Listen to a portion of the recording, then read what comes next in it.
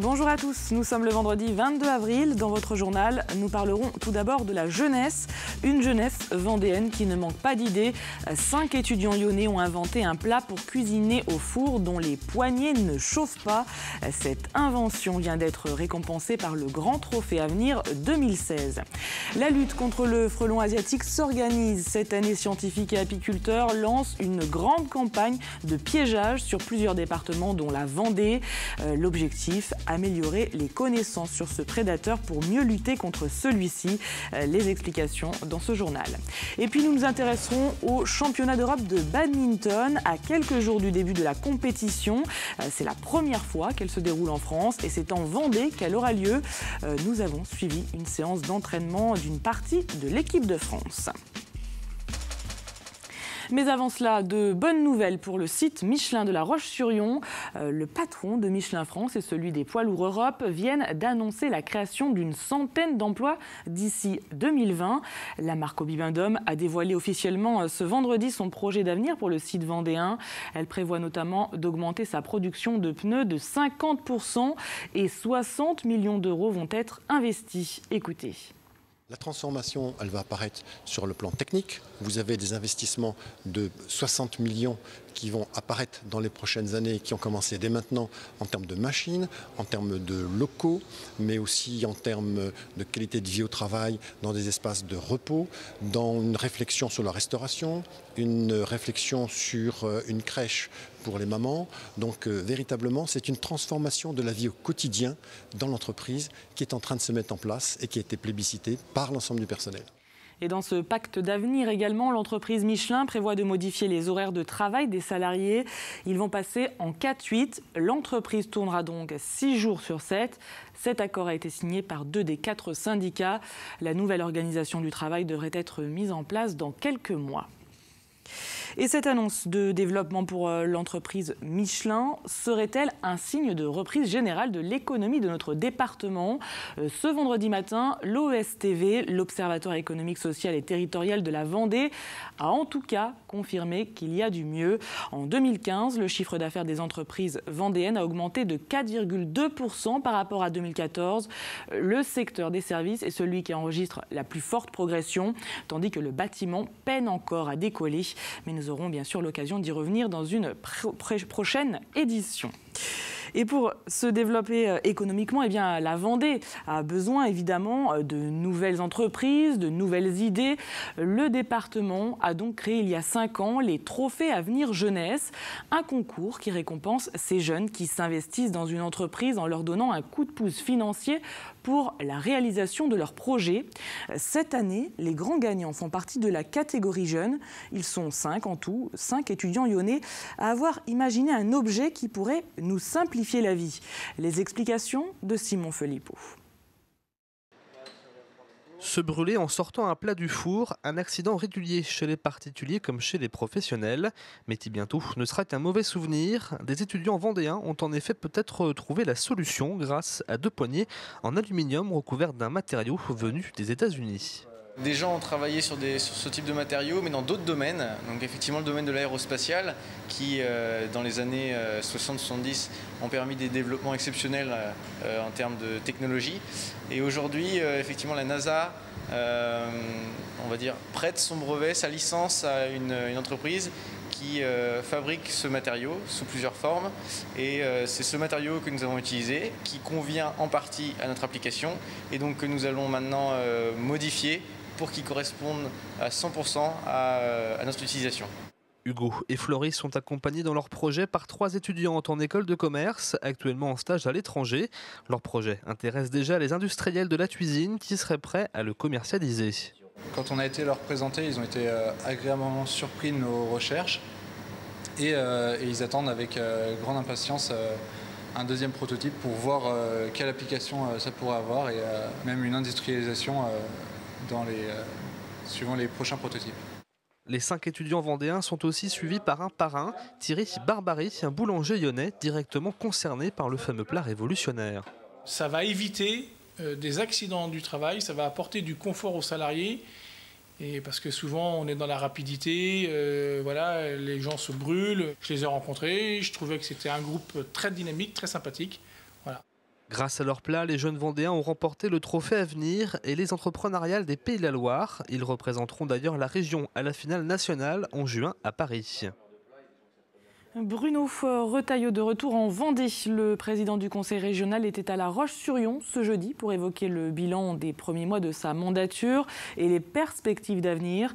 Bruno Retailleau a évoqué principalement les projets qu'il souhaite mener pour la Vendée. Il a notamment annoncé une subvention de 200 000 € pour le Vendée Globe, 24 millions d'euros pour le développement de la fibre dans le département et il a rappelé ses priorités en termes d'infrastructures. Écoutez. J'ai demandé au préfet de région de rouvrir le dossier du contrat de plan pour que l'État s'engage sur une route qui soit la substitution de la 831.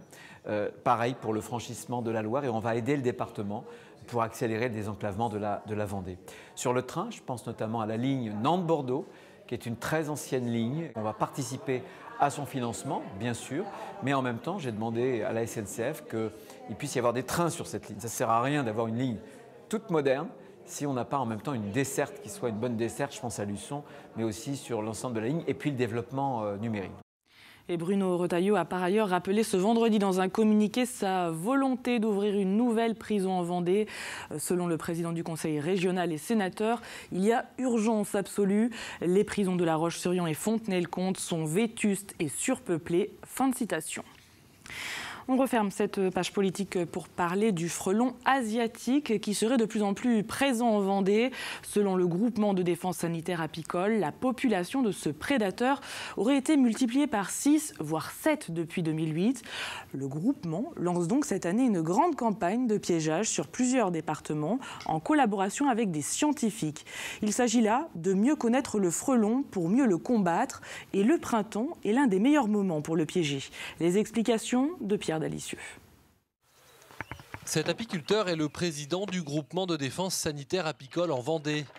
Le GDSA 85 qui cette année va mettre à disposition de chaque communauté de communes du département ce piège qui vise à capturer les rennes qui fondent les nids. Une opération qui pour être efficace doit être réalisée en ce moment. C'est la période donc où les fondatrices qui ont hiverné tranquillement à l'abri du froid, soit dans un mur, dans les fentes d'un mur, soit dans l'écorce d'un arbre ou dans un tas de bois, vont sortir pour construire leur nid de l'année 2016. Car les nids ne servent qu'une année. Donc c'est le moment ou jamais d'essayer de les capturer, car dans quelques mois, même quelques semaines, certaines fondatrices ne sortiront plus, resteront à l'intérieur du nid. Ce sont des ouvrières qui feront les va-et-vient. Cette réunion regroupe plusieurs apiculteurs du département et des scientifiques. Le but, trouver une solution commune à tout le territoire français. Plusieurs départements, dont la Vendée, font partie de ce programme de piégeage. Et pour la première fois, toutes les informations récoltées sur le terrain seront remontées au Muséum d'histoire naturelle de Paris, ainsi qu'à l'Institut technique et scientifique de l'abeille. Chaque département, chaque personne, chaque région fait un petit peu de la lutte à sa manière. Et il y a différentes méthodes utilisées. Et donc du coup, nous, on veut tester l'efficacité d'une des méthodes utilisées pour vraiment trancher sur son efficacité. Un piégeage qui, selon les régions, fait débat. Certains scientifiques suggéreraient de laisser les rennes s'entretuer avant de poser les pièges. Une sélection naturelle qui laisse sceptiques les apiculteurs.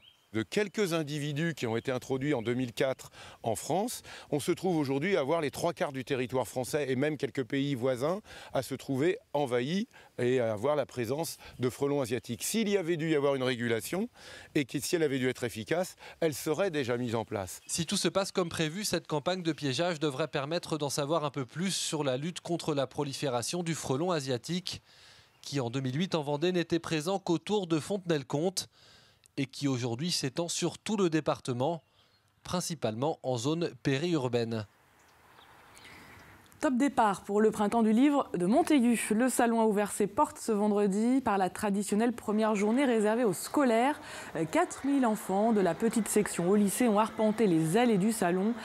Cet après-midi, certains ont pu même rencontrer le président d'honneur, Bernard Werber. L'objectif est de donner le goût de la lecture dès le plus jeune âge. C'est important pour nous de partager le plaisir de lire avec les plus jeunes et c'est dès le plus jeune âge que le goût de la lecture va se forger. Donc voilà, de leur proposer d'intervenir, de participer au printemps du livre, c'est important. Et ce samedi, ce sera donc au tour du grand public de rencontrer les auteurs, mais aussi les éditeurs très présents sur l'événement. Pour eux aussi, c'est un moment important qui leur permet, pourquoi pas, de repérer de futures plumes, mais aussi de promouvoir leur maison d'édition. Le reportage d'Apolline Laurent.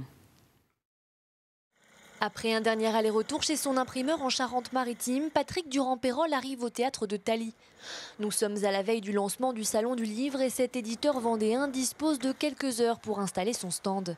Déballer les cartons, présenter les livres de manière attrayante, prévoir le planning des dédicaces, toute une organisation. Les auteurs vont être ici sur les tables. Donc on va placer les piles de livres en fonction des auteurs. Donc il y en a encore dans les cartons. Et dans la journée et dans le cours du salon, les auteurs ne vont pas toujours être à la même place. Il y en a qui vont venir, d'autres partir. Donc on va changer les livres au fur et à mesure du salon lui-même. Patrick Durand-Peyrolle a lancé sa maison d'édition il y a 7 ans à Montaigu. Il publie principalement des auteurs régionaux dans des genres très différents, du roman policier au fantastique en passant par les livres d'enfants et même des livres en anglais. Pour lui, ce salon est très important pour dénicher des perles rares. C'est le moment où aussi on rencontre des auteurs. Et la plupart des auteurs qui sont ici, tous les auteurs que je prends maintenant, ce sont des auteurs qui me sont recommandés par d'autres auteurs ou que je rencontre sur des salons avec qui j'ai pu discuter un certain temps. Et à un moment donné, je décide de les publier ou de ne pas les publier, bien sûr. Ouverture du salon ce vendredi, le moment pour l'éditeur de présenter ses différents auteurs au public. L'occasion d'échanger, mais aussi de vendre. Et au-delà du chiffre d'affaires, c'est surtout la visibilité qu'offre le salon qui intéresse Patrick Durand-Peyrolle. Je pense que cela a quand même un intérêt dans le temps, de savoir que la maison d'édition est présente depuis plusieurs années sur ce salon. Et cela finit par créer un rendez-vous annuel aussi. Des acheteurs qui viennent chaque année et suivent un peu l'évolution de la maison d'édition et sont fidèles à certains auteurs aussi.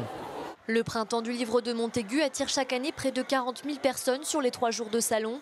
Un rendez-vous pour les passionnés comme pour les curieux qui pourront découvrir et rencontrer 250 auteurs, dont certaines têtes d'affiche. On ouvre maintenant notre page sport avec l'agenda du week-end et on commence avec de l'équitation. En jumping, le circuit grand régional amateur se poursuit jusqu'à dimanche au parc équestre du Bocage. C'est aux Herbiers. 700 compétiteurs sont attendus. En sport collectif, ce samedi, l'équipe de handball de Pouzauges reçoit Amiens pour une compétition de nationale. Ça se passe à la salle de l'Étoile à partir de 19 h. En rugby, ce dimanche, les finales territoriales seniors se déroulent à Olonne-sur-Mer à partir de 9 h. 2 équipes vendéennes y participent, Montaigu et les Sables d'Olonne. Dimanche, toujours, course à pied. Le 4e trail du Trousse-Poil débute à 10 h sur le site d'Indian Forest à Moutier-les-Mauffets. 2 circuits sont proposés, 11 et 21 km. Et puis, autre rendez-vous sportif qui approche, les championnats d'Europe de badminton. C'est la première fois qu'ils sont organisés en France et c'est la Vendée qui accueillera cette compétition. Le tirage au sort a eu lieu la semaine dernière. Les hostilités, elles, commenceront mardi au Vendée-Space pour des finales qui auront lieu en fin de semaine. Le public risque d'être nombreux car les meilleurs joueurs d'Europe sont présents. C'est ce que nous explique Fabrice Vallée. Dès les premiers jours, il y a des matchs qui seront hyper disputés. Il y a assez peu de têtes de série dans les tableaux. Vous avez des tableaux de 48 en simple homme où il y a 8 têtes de série. Donc ça laisse des premiers tours qui sont très ouverts avec du grand spectacle. Des joueurs qui sont top 20 européens qui se rencontrent au premier tour. Donc oui, je sais qu'on est plein quasiment plein pour vendredi, samedi, dimanche. Mais ça vaut le coup de venir sur les premiers jours pour voir du super badminton. Et avant le début de cette compétition qualificative pour les Jeux Olympiques de Rio, 3 membres de l'équipe de France sont venus s'entraîner à Belvigny à l'occasion du tirage au sort. Un entraînement qu'a suivi pour nous Simon Philippot. Travailler le placement, le revers, la volée, les gestes techniques. Pendant près de 3 heures, Lucas Corvé, Lucas Clairbout et Thomas Rouxel se sont préparés pour les championnats d'Europe de badminton. Une compétition importante pour eux qui étaient allés chercher la médaille d'argent par équipe il y a 2 ans en Russie. C'est le dernier tournoi qualificatif pour les JO de Rio, donc il va y avoir beaucoup de monde et il va y avoir beaucoup de monde à aspirer aux médailles, aux titres. Ça fait quelques années qu'on sait que c'est en France maintenant et on se prépare pour ça. Toute la saison, voilà, ça a été pour construire cet événement-là. Déjà le premier objectif à la base c'était de se qualifier, c'est une première étape en soi, c'est le cas. Maintenant ça fait quelques mois qu'on travaille sur cette préparation et le but ça va vraiment être d'arriver dans les meilleures dispositions possibles, la meilleure forme possible pour pouvoir jouer le meilleur niveau possible là-bas. Le championnat d'Europe débutera le 26 avril au Vent d'Espace. C'est la première fois qu'il se déroulera en France. Un stress supplémentaire à gérer pour les joueurs. C'est une pression parce que jouer devant son public, c'est bien sûr une force, mais c'est aussi quelque chose qu'il faut apprendre à gérer. Je les trouve tous impatients, détendus. La salle, elle est magnifique. On sait qu'il y aura du public parce que la billetterie fonctionne plutôt bien. Il faut se dépêcher pour venir chercher les places manquantes, les places restantes. Mais donc, ils sont vraiment impatients. Près de 200 personnes avaient fait le déplacement à Saligny pour suivre l'entraînement, de quoi réconforter nos 3 Français avant cette dernière grande échéance précédant les Jeux Olympiques de Rio. Un mot de météo maintenant avant de refermer ce journal avec un week-end qui s'annonce instable au programme des nuages, de la pluie et du soleil par intermittence. Les températures, elles, sont un peu fraîches, 4 à 7 degrés le matin tout au plus. Armelle Pavageau vous détaille bien sûr ses prévisions dans un instant. Lundi, vous retrouverez Samuel Grasset pour votre journal. Quant à moi, je vous souhaite à tous de passer un très bon week-end.